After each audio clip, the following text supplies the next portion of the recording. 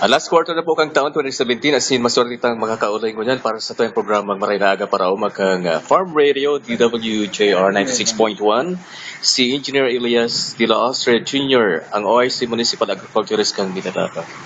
Mani po siya ngayon sa iyong office. Maray na hapon po, sir. Ako po si Ino Alcala para po digdi sa programa. Maray na hapon. Mangungumusta lang po kung ano ang update mo yan sa satuyang sektor agrikultura. So, sa panahon po ko niyan, sa proyektong agrikultura dito sa Banuang Malabak, sinasabi po nga ni Ken, nakakaayog naman po sa uso or kung sabihin, nakaka-adapt na po siya naman sa mga pabago-bagong sistema sa agrikultura. Especially po naman sa paabot naman sa modern farming and sa organic farming. So, nagkakalo po kaya minsan ang luwang yan. Kasi paabot sa modern farming, i-introduce na po itong mga modern ng pagtanong. Pag-abot po sa organic, ina-adapter naman po yan kasi yan ninapuntan safe na pagkatan. So, pero po, ayan pong luwang yan, in-introduce po yan kasi pinapapili ita sa tuyang mga farmers and sa mga consumers kung ano ang mas bagay sa inyo. Pag-abot naman sa modern farming o naman sa organic farming. So, hinihiling na po sa inyo kung ano ito ang mas preferable po nila na mas kultural nila yung adaptan. Ano po ang diferensya kang modern sa organic? Kasi, siyempre, ang mga farmers po, magigo ang farmers duman sa mga haralan kong na lugar, tapos din sa mga uplands or lowlands. Ano po? Ano ang... Pagabot po sa organic, ano ito po ang organic? So, ito po sinasabi ka nga, inaanap po produce po dyan, na mga produkto. Ito pong safe, pagabot po sa duman sa sabi kang mga toxin, Kasi, more on organic ang sa ilang mga inputs, kadaklan po kayan, ang sa ilang ginagamit na fertilizer, ito nasa diri nilang napoproduce bako ng mga synthetic na may mga residues na nakakaraot po sa tuyang salud. And pagabot lang po sa modern farming, syempre po in-introduce ko yan ng mga bagong teknolohiya na kung saan po very synthetic na marami. Ano po? Pero, ano man po, maski po siya synthetic, dahil man po gayo siya nakakaraot kasi may mga sinasabi namin na ito pong tolerable level man ang mga ginagamit ng mga synthetic products. Dahil man talaga siya masyadong sa salud. Kaya lang ang iba po na misinterpretar pag sinabing modern farming, wala po nila ito ng grabe ang mga chemicals na yan po naman sa produkto. So dahil man po, may mga tolerable na level man lang po kita minakot. So ngayon pong mga panahon, sir, engineer, nagiging byword na po bagay na yung organic farming. Kumusta na po ang estado ng organic farming dito sa Minalabat? Sa kanya po, piga para introducer mo na po siya sa mga paroma. In fact, magkakaga po kita yung demo farm about organic farming. Hindi po sa loob ng mukhang compound sa po yung munisipyo. Yan po, halik po yan sa BUD projects, finance po ng Department of Agriculture. So, natawalan po kita ng pondo na 600,000 and may counterpart man pong 200,000 na ito yung lokal na gobyerno.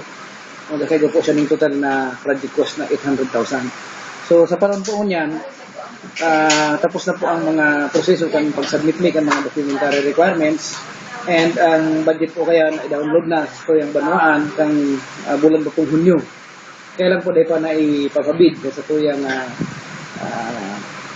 inbuilt tong opisina kasi po may mga kasarabay pa po siguro na kinakasiributan hindi pa po na atubang ninda pero po mabot po ang mga bulan pong ini yan po may ditindog po yan katahid lang po kayo yung sa tuyang evacuation center mabugtak po kita dyan yung greenhouse and mga facilities po paglibon ng organic fertilizer na kung saan po duman po sa ginigibot ang organic fertilizer yun po ito ang gagamitin ta para sa pag-produce ng mga magsari-sari pong mga produktong pananom, po ng mga vegetables and other crops na pwede pong produce dito sa loob ng banwa.